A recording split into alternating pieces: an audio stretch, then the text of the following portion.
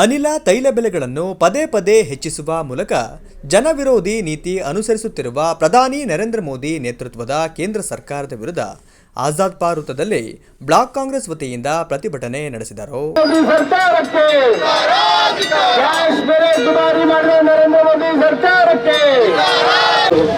ಮುಖಂಡರುಗಳು, ಹಿಂದುಳಿದ ವರ್ಗದ ನಾಯಕರು, ಅಲ್ಪಸಂಖ್ಯಾತ ನಾಯಕರು ಎಲ್ಲರೂ ಕೂಡ ಭಾಗವಹಿಸಿದ್ರಿ.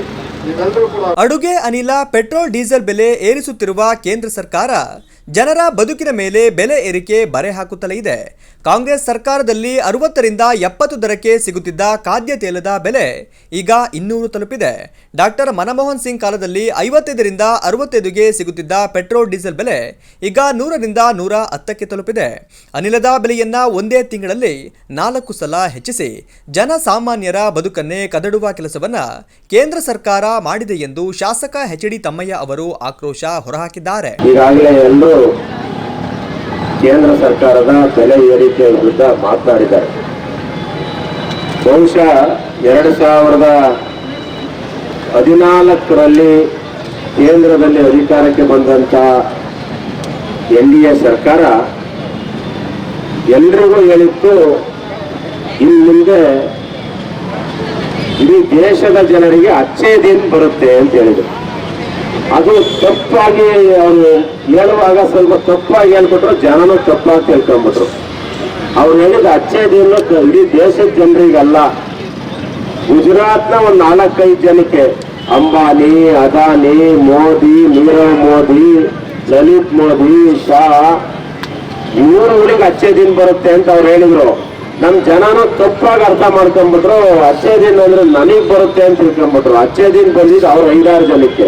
ಇಷ್ಟಿತ್ತು ನಮ್ಮ ಸನ್ಮಾನ್ಯ ಮನಮೋಹನ್ ಸಿಂಗ್ ಅವರು ಪ್ರಧಾನಿ ಆದಾಗ 2014ರಲ್ಲಿ LPG ಸಿಲಿಂಡರ್ ಕೇವಲ 410 ರೂಪಾಯಿ ಇತ್ತು.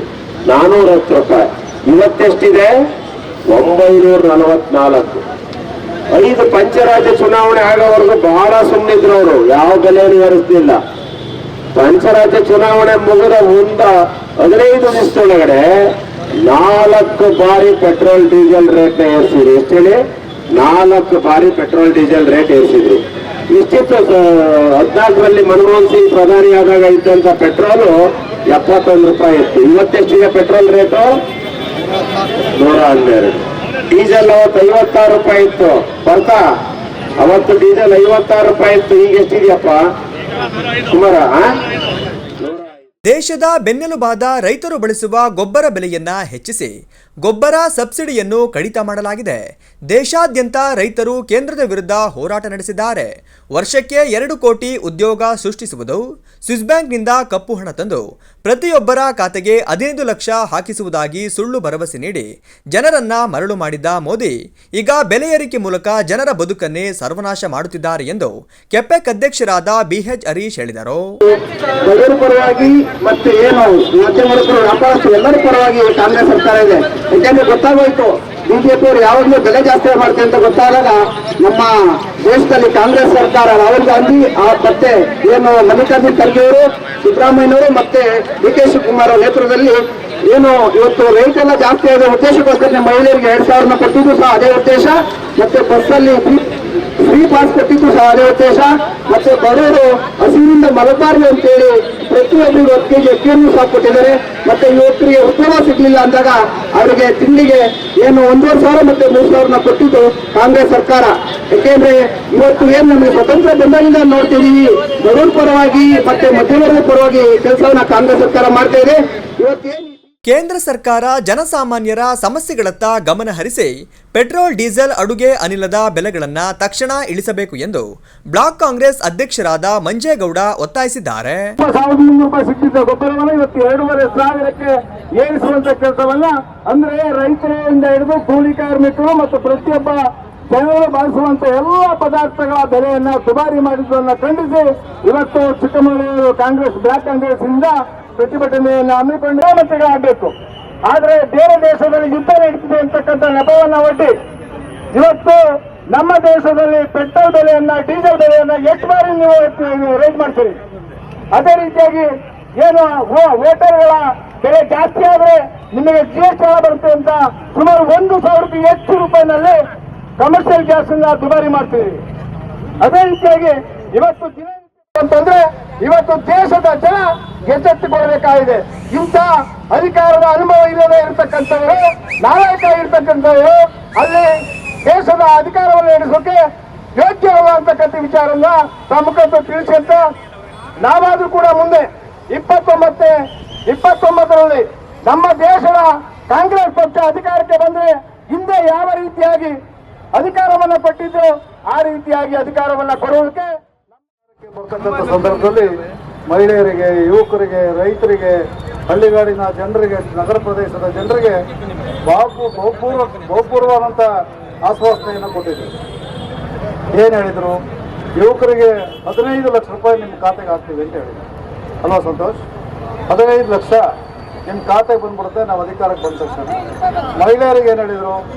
ನೀವು ಉಪಯೋಗಿಸ್ತಕ್ಕಂಥ ಎಣ್ಣೆ ಎಲ್ಲ ಪ್ರತಿಯೊಂದು ಪದಾರ್ಥ, ಎಲ್ಲ ವಸ್ತುಗಳ ಬೆಲೆಯನ್ನು ಇಳಿಸ್ತೀವಿ ಅಂತಂದ್ರು. ಗ್ಯಾಸ್ ಬೆಲೆ, ಪ್ರತಿಯೊಂದು ಬೆಲೆನ ಇಳಿಸ್ತೀವಿ ಅಂತ. ಮತ್ತೆ ರೈತರು ಬಳಸ್ತಕ್ಕಂಥ ಎಲ್ಲ ಸಾಮಗ್ರಿಗಳು, ರಸಗೊಬ್ಬರ ಇರ್ಬೋದು, ಬೇರೆ ಬೇರೆ ವಸ್ತುಗಳು ಮೋದಿ ಬಂದ ತಕ್ಷಣ 40ರಿಂದ 50 ರೂಪಾಯಿ ಜಾಸ್ತಿ ಆಗಿದೆ. ಡೀಸೆಲ್ ಬೆಲೆ 45 ರೂಪಾಯಿ ಜಾಸ್ತಿ ಆಗಿದೆ. ಗ್ಯಾಸ್ ಬೆಲೆ 350 ರೂಪಾಯಿ ಇತ್ತು. ಗ್ಯಾಸ್ ಬೆಲೆ ಎಲ್ಲ ನಮ್ಮ ದೊಡ್ಡಮ್ಮ 350 ರೂಪಾಯಿ ಇತ್ತು. ಇವತ್ತೆಷ್ಟಾಗಿದೆ? 1200 ರೂಪಾಯಿ ಆಗಿದೆ. 1200 ರೂಪಾಯಿ ಕೊಟ್ಟರು ಗ್ಯಾಸ್ ಸಿಗ್ತಾ ಇಲ್ಲ. ನೋಡಿ ನಮ್ಮ ದೇಶವನ್ನು ದಿವಾಳಿ ಮಾಡಕ್ ಹೊರಟಿದ್ದಾರೆ. ಏನಕ್ಕಂತ ಹೇಳಿದ್ರೆ ಇವರು ಬಿಜೆಪಿ ಸರ್ಕಾರ 2014ರಿಂದ ಆಡಳಿತಕ್ಕೆ ಬಂದಿದ್ದಾರೆ. ಸೊ ಅವಾಗಿಂದನೂ ನಮ್ಮ ದೇಶ ದಿವಾಳಿ ಮಾಡಕ್ ಹೊರಟಿದ್ದಾರೆ. ಏನಕ್ಕಂತ ಹೇಳಿದ್ರೆ ಬಿಫೋರ್ 2014 ನಮ್ಮ ದೇಶದ ಸಾಲ ಬರೀ 50,000 ಕೋಟಿ ಹೆಚ್ಚು ಕಡಿಮೆ ಇತ್ತು. ಆದ್ರೆ ಇವತ್ತು ನಮ್ಮ ದೇಶದ ಸಾಲ ಹೆಚ್ಚು ಕಡಿಮೆ 2 ಲಕ್ಷ ಕೋಟಿ ಸಾಲ ಆಗಿದೆ. ಸೊ ಮತ್ತೆ 2014 ಆದ್ಮೇಲೆ ನಾನು ಒಂದು ಸರ್ಚ್ ಮಾಡ್ಕೊಂಡಿದ್ದೆ ಗೂಗಲ್ ಅಲ್ಲಿ. ನಮ್ಮ ಸರ್ಕಾರಿ ಸಂಸ್ಥೆಗಳನ್ನ ಎಲ್ಲ ಈ ಮೋದಿ ಸರ್ಕಾರ ಪ್ರೈವೇಟೈಸೇಷನ್ ಮಾಡ್ತಿದ್ದಾರೆ. ಸೊ ಅಷ್ಟಲ್ಲೇ ನಾವು ಅರ್ಥ ಮಾಡ್ಕೊಳ್ಬೇಕು, ನಮ್ಮ ದೇಶ ಈ ಮಟ್ಟಿಗೆ ಬರಕ್ ಕಾರಣನೇ ಬಿಜೆಪಿ. ಸೊ ಮುಂದಿನ ದಿನಗಳಲ್ಲಿ ಈ ದುರಾಡಳಿತ ಮಾಡ್ತಿರೋ ಕೇಂದ್ರ ಸರ್ಕಾರಕ್ಕೆ ಇವತ್ತ ಬಿಜೆಪಿ ಏನ್ ಹೇಳ್ಬೇಕಂತ ನಾಚಿಕೆ ಆಗ್ತಿದೆ. ಅವ್ರಿಗೆ ನಾಚಿಕೆ ಇವತ್ತ ಹಿಂಗೆ 2001ರಲ್ಲಿ ಗ್ಯಾಸ್ ಎಷ್ಟಿತ್ತು ಹೇಳಿ? ಯಾಕೆ ನೀವೇ ಎಷ್ಟಿತ್ತು? ಈಗ ಎಷ್ಟಾಗಿದೆ? ಅವ್ರಿಗೆ ಓಟ್ ಕೊಡ್ಬೇಕ ನಾವು? 15,000 ರೂಪಾಯಿ ಬ್ಯಾಂಕಿಗೆ ಅಕೌಂಟ್ ಮಾಡ್ತೀನಿ ಹೆಣ್ಮಕ್ಳಿಗೆಲ್ಲ ಅಂತೇಳಿ 5,000 ಕೋಟಿ ಎಲ್ಲ ಅಕೌಂಟ್ ಮಾಡಿರಲ್ಲ. ದುಡ್ಡು ಬಂತಿರಕ ದುಡ್ಡು ಬಂದ ಕೇಳ್ದಂತು ಆ ಮೋದಿಗೆ ನಾಚಿಕೆ ಅಲ್ಲ ರೀ. 5 ಸರಿ ಕೋಟ ಬಟ್ಟೆ ಚೇಂಜ್ ಮಾಡ್ತಾರೆ. ಹೋಗಿ ತಪ್ಪಿಟ್ಟು ಅಚ್ಚ ಅಂತೇಳಿ ಇಲ್ಲಿ ಅಚ್ಚ ಮಾಡ್ರಿ, ದೇಶ ಅಚ್ಚ ಮಾಡಿ ಕೊಟ್ಟು ನಿಮಗೆ ಸತ್ತ ನಿಜ ಮಾನ ಮಾಡ್ತಿಲ್ಲ ರೀ ಓಟ್ ಕೇಳಕ್ಕೆ. ಬರೀ ಜಾತಿ ಭೇದ, ಬರೀ ಅವ್ರು ಇವ್ರು ಹೇಳ್ಕೊಂಡು ಹಿಂದೂ ಧರ್ಮ ನಾವೇನು ಹಿಂದಲ್ವಾ? ನಾವೇನು ಬೇರೆ ಹುಟ್ಟಿಲ್ವಾ? ಬರೀ ಮಾತಾಡ್ತೀವಿ ಹಿಂದೂ ಧರ್ಮ.